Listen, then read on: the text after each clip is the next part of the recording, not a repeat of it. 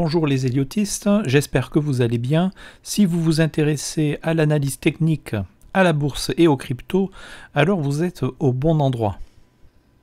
Au centre de la chaîne, il y a une stratégie d'investissement, un PDF que vous pouvez télécharger gratuitement sur le Discord et qui s'adresse principalement aux investisseurs moyen-long terme. On achète au plus bas et on revend au plus haut. C'est ce que permet de déterminer nos vagues d'Elliott. Pour approfondir le sujet et apprendre l'Elliott Wave, faire vos propres analyses, vous pouvez vous procurer le PDF complet de la chaîne qui compte actuellement plus de 150 pages avec toutes les règles d'Elliott ainsi que d'autres méthodes d'analyse comme Wyckoff et le Smart Money Concept. Et ce, moyennant un don qui vous donnera aussi accès à tous les salons du Discord. Le Discord comprend l'analyse d'une centaine de crypto-monnaies et d'actions parmi les plus performantes du marché, avec en particulier, comme vous pouvez le voir ici, le top 10 de la chaîne qui fait l'objet d'une attention particulière et auquel les membres donateurs ont accès. Donc vous voyez ici le Bitcoin, l'Ethereum, le BNB, l'ADA, le Matic, etc., etc. Tout ceci est bien évidemment expliqué dans la description de cette vidéo. Sur ce, je passe sans plus tarder dans le vif du sujet.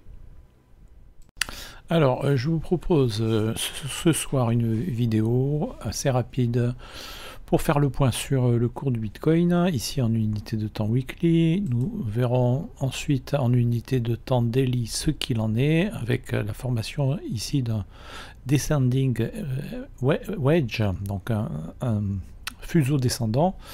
Un mot sur le DXY, le SPX, le Nasdaq. Et enfin, nous nous pencherons sur le BNB qui fait partie de mon top 10 pour ce bull run, en prévision du bull run. Vous voyez ici le BNB qui est sur CoinMarketCap en 5e position. Alors je vous rappelle qu'ici l'idée c'est pas seulement de faire une analyse détaillée et élotiste de ces différents assets financiers, de ces crypto-monnaies, mais c'est plus particulièrement et surtout de proposer des objectifs pour des ordres d'achat et par la suite, durant le prochain bull run, eh bien, des objectifs de vente. Donc objectif d'achat, on se positionne au plus bas d'une vague, de la vague 2, ou ici en l'occurrence pour le BTC c'est la vague 4, et ensuite eh bien, on sort du marché lorsque le cours eh bien, arrive à son terme. Mais avant cela, il faut que je vous dise un mot au sujet d'une offre promotionnelle qui est exceptionnelle, puisque vous voyez qu'ici TradingView est offert avec une réduction de 60%, jusqu'à 60% et un mois gratuit, un mois en plus. Donc ça c'est chaque année, vous avez donc la plateforme pour la Rolls des plateformes. Pour ce qui est de l'analyse technique, eh bien, chaque année, pour le Black Friday, il y a cette offre exceptionnelle et pour ma part, je profite toujours de cette offre-là pour me réabonner. Et vous pouvez ici utiliser donc mon lien que vous trouverez en description de cette vidéo ou bien sur mon compte Twitter pour ceux qui me suivent. Eh bien, vous pouvez donc obtenir 30%, 30 dollars offerts en vous inscrivant donc avec ce lien. Voilà, alors si vous voulez avoir des détails sur eh bien, les différents plans pour chaque niveau d'ambition, et vous avez le plan pro, vous avez pour quasiment 15 dollars par mois, Pro Plus pour 30 dollars par mois et Premium, donc ça c'est le plan que j'utilise pour ma part, donc plus haute précision et données maximales pour saisir toutes les opportunités possibles avec notamment une centaine de plus de 500 alarmes 25 indicateurs par graphique, 8 graphiques par mise en page, 400, voilà, 400 alertes côté serveur. Donc ça c'est très utile hein, quand on veut placer des ordres d'achat. Mise en page, graphique enregistré illimité, intervalle basé sur les secondes, alerte sans expiration. Ça aussi c'est très important d'avoir des alertes sans expiration. Sinon avec les autres plans, eh bien il y a un temps de... vous voyez qu'il y a des expirations à chaque fois. Et puis il n'y a que 100 alertes, hein, 100 alertes côté serveur. Et elles sont délimitées dans le temps, tandis qu'avec cette version-là, elles ne sont pas délimitées dans le temps. Vous voyez qu'on peut avoir aussi des intervalles basés sur les secondes, donc pour ceux qui font du scalping, c'est indispensable. Et vous avez 4 fois plus de données sur les graphiques, en l'occurrence donc 20K bar, publication d'indicateurs sur invitation seulement. Voilà. Donc je reviens sur mon graphique, sur TradingView justement. Vous voyez qu'ici nous sommes sur le Bitcoin en unité de temps weekly. Vous avez ici tout l'historique hein, du cours du Bitcoin hein, depuis le début, hein, depuis sa création, à peu près en tout cas. Hein. Et vous voyez qu'ici nous avons décompté eh bien, les vagues 1, 2, 3, 4 et 5 ici en jaune. Hein. Donc ici il s'agit de la fractale la plus importante.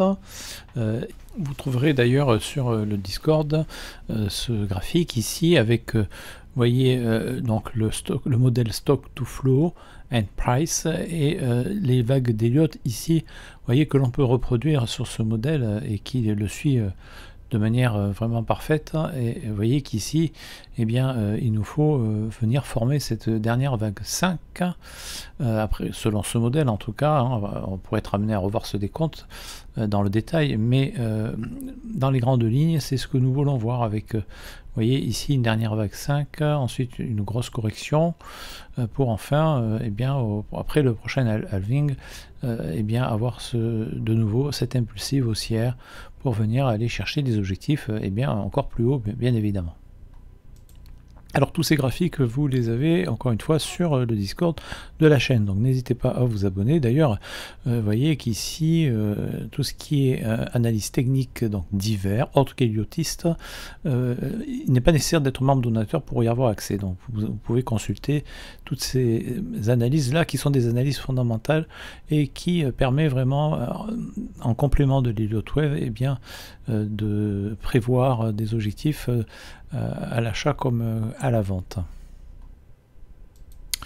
Alors je reviens sur TradingView, vous voyez que ici à chaque fois nous avons des vagues 2 ou 3 ou 4 pardon, des vagues correctives eh bien, qui corrigent de moins en moins profondément. C'est-à-dire que vous voyez qu'ici on a eu une vague 4 qui est allée chercher les moins 93,75%, et ce en l'espace de 161 jours. Ensuite ici vous voyez qu'on a eu la formation donc de cette grande vague 2 ici en jaune, hein, d'un niveau fractal supérieur. Vous voyez qu'ici c'est moins 86,94%, quasiment 87%, et il a fallu 623 jours pour que cette vague corrective en zigzag, eh bien, il a fallu tout ce temps-là pour qu'elle vienne se former. Ensuite, vous avez eu ici donc la vague 4 a priori, donc vague 3, vague 4. Il a fallu ici, alors combien, 357 jours avec une correction de moins 83,81%. Ensuite, ici, vous avez donc la sous-vague 2 qui est allé chercher les moins 72%. Donc vous voyez que c'est de moins en moins, les corrections sont de moins en moins profondes, de moins en moins importantes.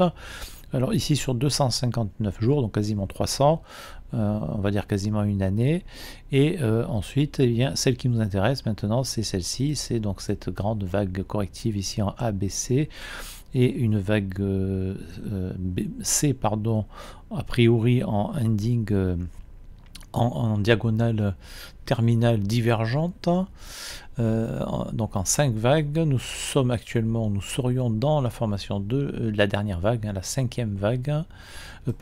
J'ai dit divergente, mais c'est convergente, hein, c'est une diagonale terminale convergente, pardon. Et vous voyez qu'ici, on peut s'attendre à une dernière, donc cette dernière vague, et à l'issue de cette dernière vague, on peut s'attendre à une correction aux alentours des 78-79%, et vous voyez que ça fait quand même déjà là 588 jours que nous sommes en bear market, hein, avec la formation donc de ce qu'on appelle ici un expanding flat en A, B, C, avec la vague B qui vient former un sommet plus haut que le précédent, donc plus haut que au-delà de la TH, qui vient surprendre tout le monde, et ensuite vient le bear market, et bien évidemment ici, et bien tous ceux qui étaient en long se sont fait prendre leur stop loss.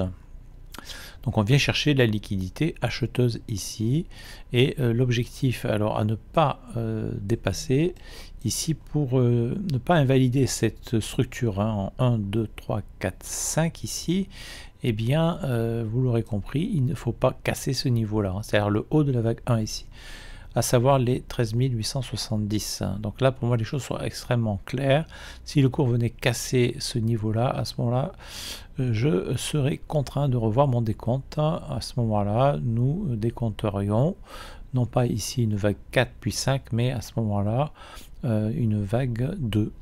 Donc ici, vague 1, 2, 3, 4, 5, et ensuite ici, donc vague 1 et 2 d'une impulsive, ou d'une, d'ailleurs ça pourrait tout aussi bien être aussi une ending, parce qu'il nous faut venir former cette vague 5 ici. Donc cette vague 5, elle peut être formée soit par une impulsive haussière, donc ce qui actuellement est le cas, ou peut être le cas, ou alors une ending diagonale. Auquel cas, la ending diagonale, eh bien, elle viendrait ici casser le dernier plus haut. Alors on passe en unité de temps daily. Sur le Discord, j'ai partagé cette analyse. Vous voyez qu'ici, nous aurions une dernière vague 5 en ending contracting diagonale avec un schéma d'accumulation wick-off, donc PS, SC, SO et éventuellement un spring. Il faudrait que le cours vienne former un nouveau plus bas et donc un bottom avec un objectif probable aux alentours des 15 000. Donc 15 000 $, ce qui serait d'ailleurs un très bon prix d'achat, hein, pour le Bitcoin. Ici, vous voyez que au départ, l'analyse que j'avais privilégiée, c'était donc un bottom, un double bottom. Évidemment, étant donné que le précédent plus bas a été cassé, alors ce schéma-là a été invalidé. Et je suis passé de ce schéma en double bottom, un schéma wick-off donc en double bottom, avec ici l'absorption de la supply, et bien à un schéma en descending wedge, puisque c'est celui-ci qui pourrait en tout cas correspondre le mieux à ce que le cours est en train de former, avec ici, vous voyez qu'on vient former un saut et ensuite vraisemblablement, très probablement un spring, alors qu'ici on ne forme pas de spring, on ne forme pas non plus de saut. Vous voyez qu'on forme ici un PS, un selling climax, donc un SC, et ensuite ici on forme simplement un ST,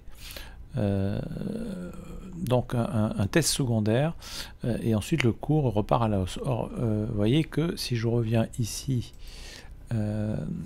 à TradingView, et bien donc le bottom, évidemment au départ il aurait très bien pu se trouver ici, avec ici donc une vague 1, puis 2, 3, 4 et 5, mais vous voyez qu'ici évidemment on est venu casser ce bottom. Alors allez voir les vidéos précédentes, et ce qui se passe ici, c'est que vous voyez qu'on est venu former, on est en train de former ce que nous avons formé ici d'ailleurs, hein, c'est-à-dire que nous avons ici bien un biseau descendant, et vous voyez que lorsque le cours est venu ici casser ce biseau par le haut, bien nous avons eu ce rallye haussier, cette vague haussière, donc en l'occurrence en ABC, qui est donc en l'occurrence aussi la vague B de notre expanding flat.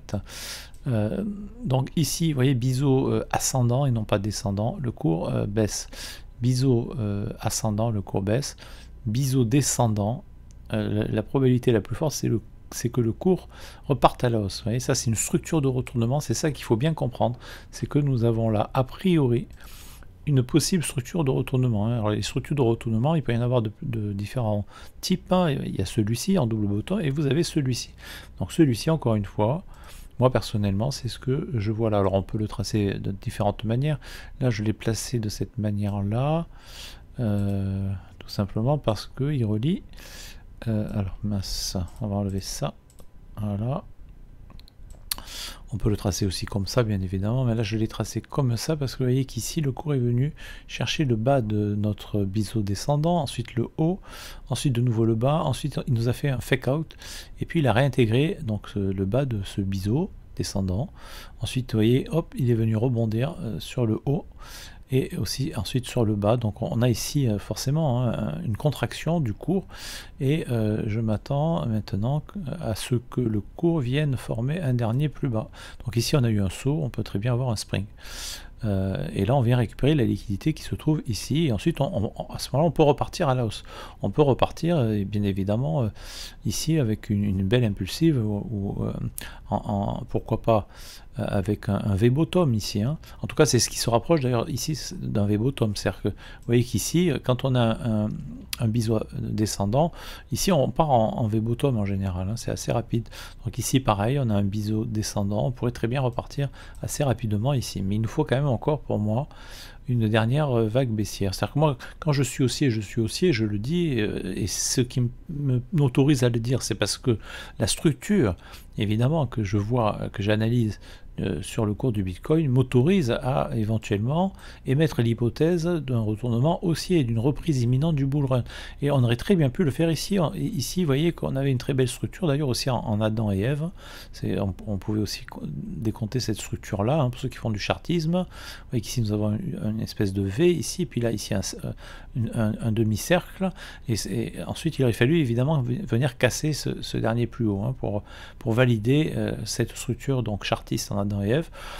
Quoi qu'il en soit, ici, on pouvait très bien aussi décompter, comme je l'ai analysé dans mes dernières vidéos, un double bottom.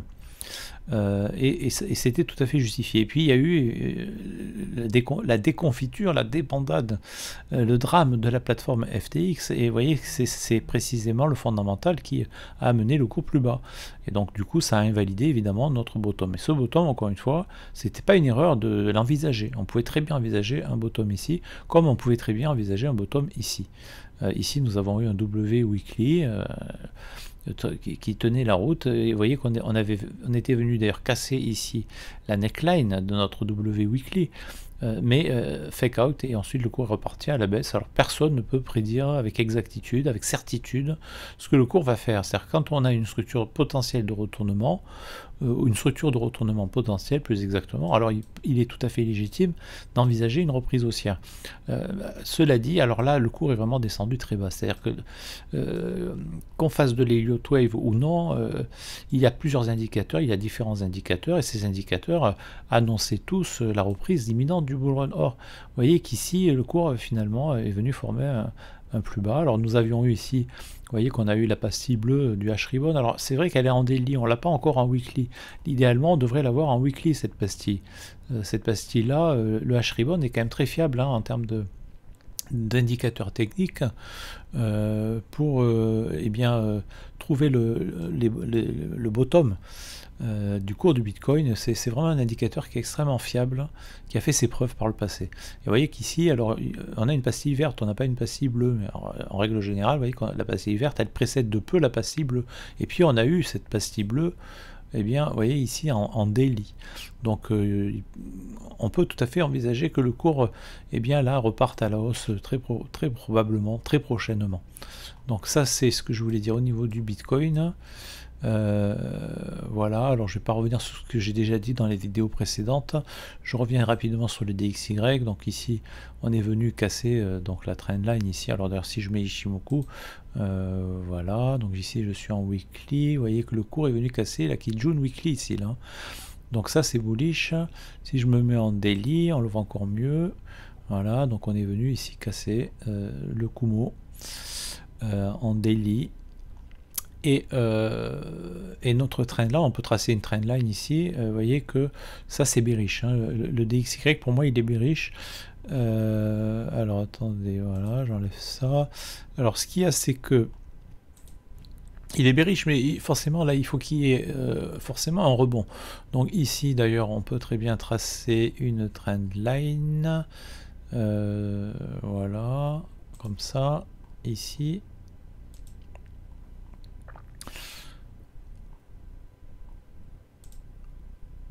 Voilà.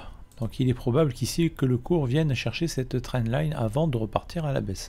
Donc vous voyez qu'ici, évidemment, quand le DXY monte et que les indices aussi boursiers eh bien, chutent, en règle générale, le Bitcoin suit.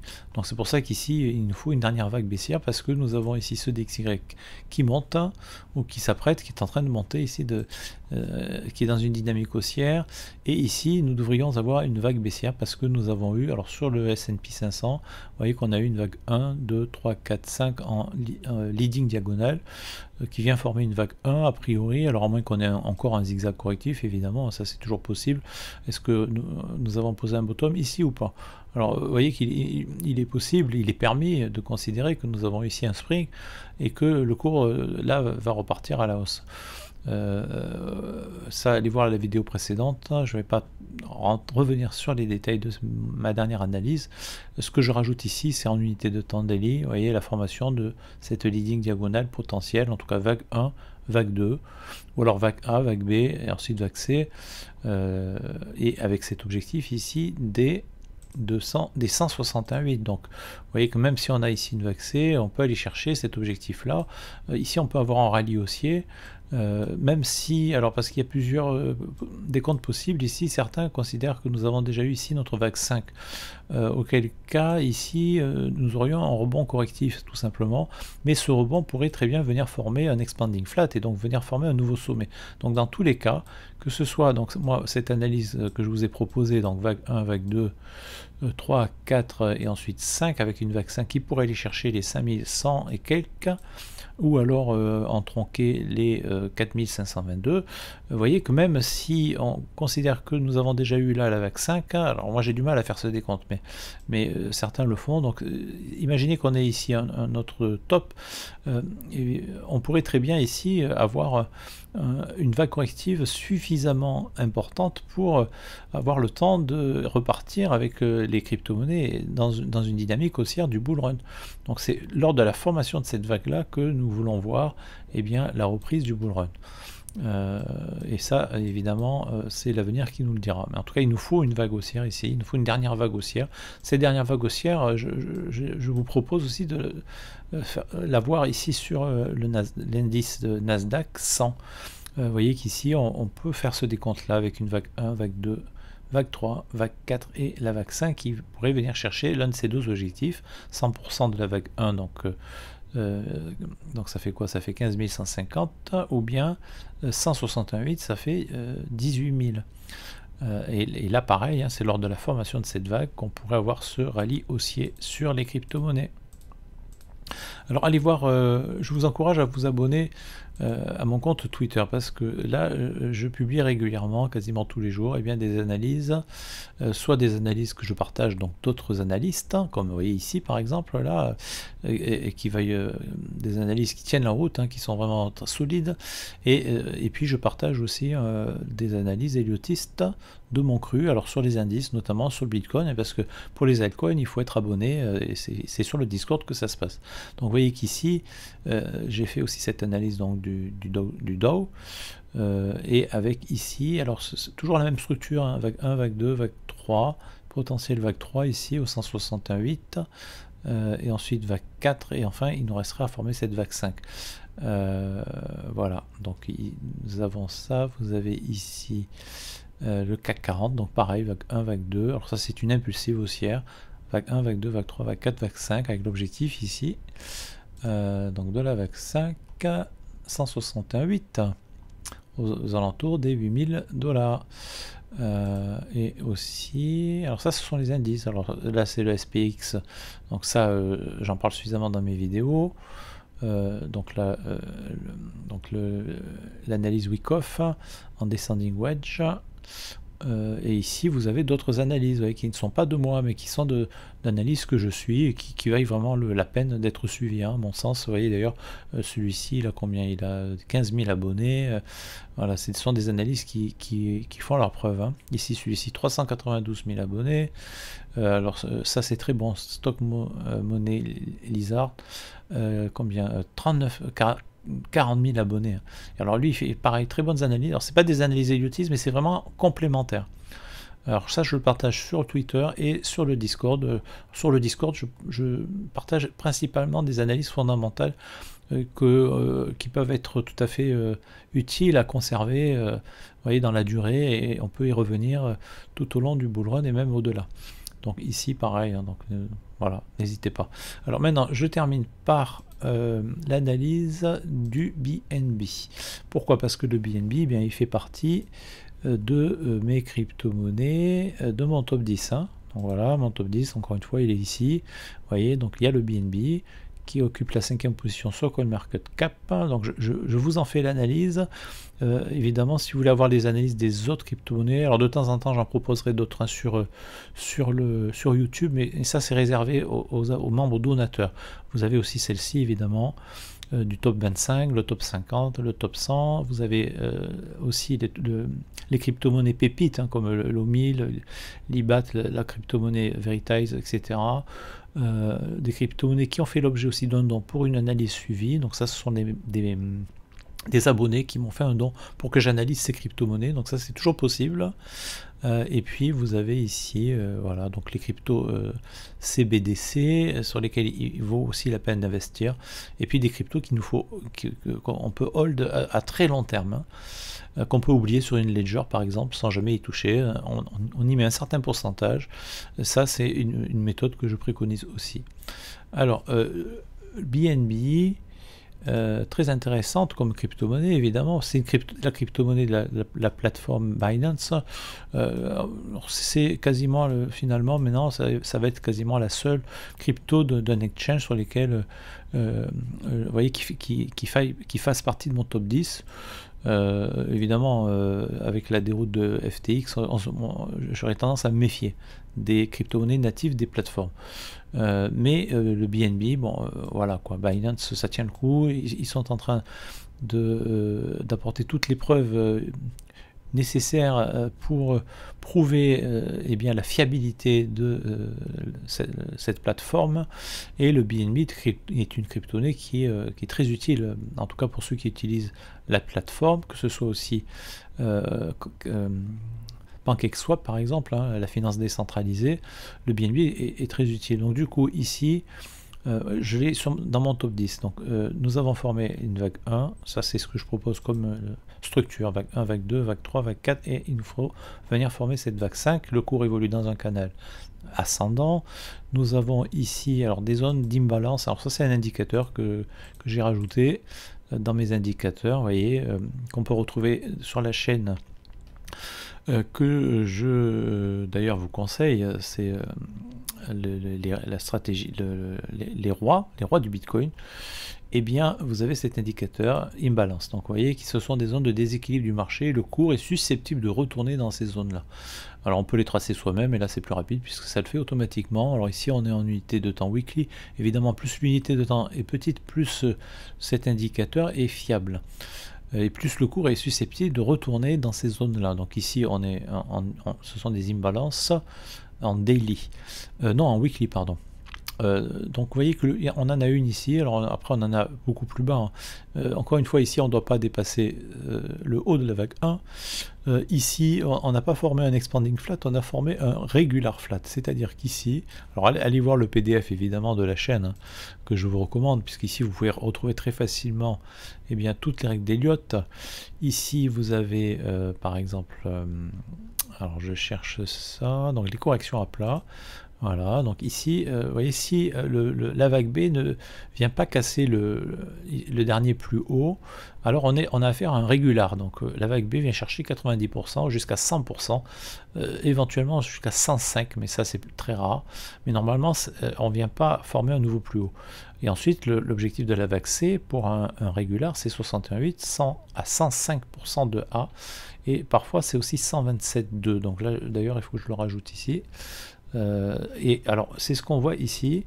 Vous avez donc la vague A, B, C. La vague C peut venir chercher ici. Donc vous avez le Fibo qui va bien. Donc là, vous avez 100, 105% et 123,6. 123,6, c'est le niveau max. Donc c'est pour ça que pour moi, je place un ordre d'achat ici, au 123,6, c'est-à-dire aux alentours des 150 $. Ça, pour moi, ça sera un très bon prix d'entrée sur le BNB. D'ailleurs, vous voyez qu'ici, à partir du moment où on part du principe qu'il s'agit d'une vague 4, on vient chercher les 38,2, 38,2% de retracement. On est entre les 23,6 et les 38,2. Bon, ici, on est en mode logarithmique, on n'est pas en mode régulier, on est en mode logarithmique. Et ici, ce Fibo aussi est en mode logarithmique parce que quand on est sur des grandes unités de temps et que le cours, vous voyez qu'ici, on a quand même fait un fois 10 000, hein, enfin 10 000%, pardon, pas un fois 10 000, on a fait plus 10 000%. Dans ces cas-là, le mode logarithmique est plus fiable pour déterminer les objectifs. Donc ici, vous voyez qu'on est entre les 23,6 et les 38,2. On a ici, alors à moins qu'on ait ici, en fin de compte, non pas un regular flat, mais un double zigzag. À ce moment-là, le cours pourrait descendre plus bas. Il pourrait aller chercher les 168. Vous voyez, et à ce moment-là, pourquoi pas aller chercher quelque part un objectif plus bas, hein, pourquoi pas au 38,2 ici, voire au 50%. Je ne le pense pas. Ici, j'aurais plutôt tendance à décompter cette structure, avec donc ici une ending diagonale divergente, vous voyez, avec une vague 4 qui est plus grande que la vague 2, une vague 3 plus grande que la vague 1, et une vague 5 qui doit aussi être plus grande que la vague 3. Et ici, l'objectif de la vague 5, vous voyez, c'est les 100% minimum. Ensuite 127,2, 138,2 et 161,8. Donc 100%, ça nous amène pile poil ici au 123,6, c'est-à-dire le dernier objectif pour une vague C d'un regular flat. Donc raison pour laquelle j'ai un objectif ici. Donc ça faisait quoi déjà exactement? Ça fait à peu près ici 150 $. Alors ça peut être un peu plus ou un peu moins. Donc voilà, donc ça c'est un premier objectif. Moi la méthode que j'essaie de respecter c'est déjà ici on doit avoir notre divergence évidemment, et j'entre par palier, c'est-à-dire que je fais du dollar cost average. Ici je place un premier ordre d'achat et j'en placerai un plus bas si le cours devait descendre plus bas, et j'en placerai un autre si lorsque le cours viendra former un W weekly. À la cassure de la neckline, eh bien je placerai un deuxième ou un troisième ordre d'achat. Et comme un W weekly n'est pas forcément définitif, ou qu'il n'annonce pas nécessairement une reprise haussière du bull run, je garde toujours de la liquidité pour pouvoir me placer plus bas. Donc l'important c'est d'avoir toujours de la liquidité pour pouvoir se positionner plus bas. Évidemment sur le BNB, l'idéal aurait été de se positionner au bas de la vague 2. En règle générale, on ne se positionne pas au bas d'une vague 4, on se positionne au bas d'une vague 2, sauf si la vague 4 est particulièrement prononcée, comme c'est le cas actuellement sur le Bitcoin. Sur le BNB, ça peut quand même valoir la peine. On est allé quand même chercher, on devrait aller chercher les 38,2 ici en mode logarithmique, parce que si, vous voyez qu'ici, si je passe en mode régulier, ça fait beaucoup plus ici. Vous voyez qu'on est allé ici chercher au-delà des 61,8. Donc ici on peut estimer qu'on est en zone de rechargement. On est en zone de rechargement d'achat long terme. Donc ça vaut le coup, pour moi ça vaut le coup d'investir, de racheter du BNB pour ensuite profiter de ce mouvement ici de hausse pour encaisser les bénéfices bien évidemment. Donc on y reviendra parce qu'ici il va falloir aussi placer plusieurs ordres de vente. On a plusieurs ordres à l'achat et on a plusieurs ordres forcément lorsqu'il s'agit de vendre durant toute la durée du bull run. Donc voilà, premier ordre ici aux 150 $ environ, qui correspondent au 123,6, donc dernier objectif d'un regular flat, et ici au 100% de ici, donc j'ai passé ce Fibo là, ça c'est le Fibo pour une ending diagonale divergente. Et bien on a ces objectifs là on a 100%, 127,2, 138,2, 168. Et l'objectif que je privilégie dans ce cas, c'est les 100%. Voilà, donc sur ce, je vous dis à très bientôt. Merci d'avoir suivi cette vidéo. Un mot de conclusion et je vous dis à très bientôt. Alors en conclusion de cette vidéo, je vous rappelle que vous pouvez tout d'abord bien évidemment vous abonner à la chaîne ainsi qu'au Discord. Et si vous avez aimé cette vidéo, alors merci de mettre un petit pouce bleu et de mettre un commentaire auquel je répondrai sans tarder. Vous pouvez aussi demander l'analyse d'une crypto-monnaie de votre choix. Sur ce, je vous dis à très bientôt pour de nouvelles analyses.